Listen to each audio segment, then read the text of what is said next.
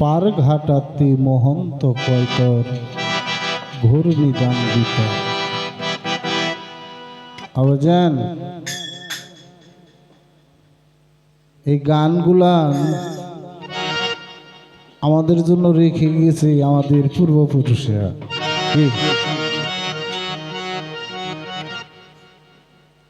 একটা গান লেখা, একটা বাচ্চা পোলাপন জন্ম দেওয়ার চাইতে একটা গান লেখা অনেক কঠিন। কারেক্ট। সবাই গান লিখতে পারে না। একটু পারে। আল্লাহ প্রদত্ত শক্তি যার মধ্যে আছে সেই কেবল গান লিখতে পারে।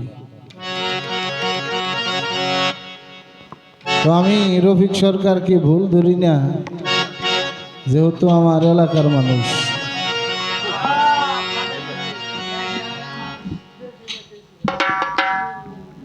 তবে একটা গানের মধ্যে বলেছে, যে আমার ভুল ধরে সে আমার পরম বন্ধু। ভুল না ধরলে শেখার কায়দা নাই। এই যে দুইটা গান আপনি রাখলেন, প্রথম গান কি?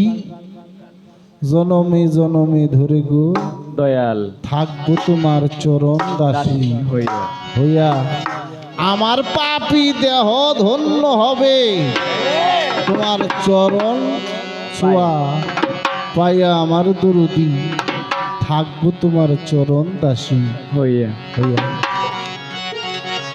পাগল, চরণ পাইবা কিন্তু তোমার আচরণটা আগে ঠিক করতে হবে। কারেক্ট। যদি তোমার আচরণ ঠিক হয়ে যায় তাহলে চরণ তোমার কাছে হাইটে হাইটে যাবে। এই গানটার লেখক হলো আমাদের মানিকগঞ্জ। হ্যাঁ না,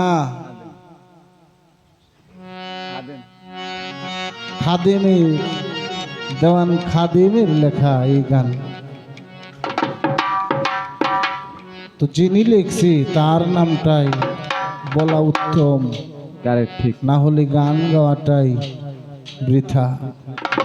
পরের গানটাও যে আপনি গাইলেন, শাহ আলম সরকারের কথা বললেন, না পাগল, এটা শাহজাহান সাজুর লেখা গান। আমাদের ফরিদপুরের যিনি অত্যন্ত ভালো একজন লেখক, আমাদের বাউল শিল্পী শাহজাহান সাজু, ওনার লেখা। তো যাক, চরণ তোমার পাপী দেহ ধন্য হবে, চরণ সেবা পাইয়ে একটা গান শোনাই তোমারে, শোনো।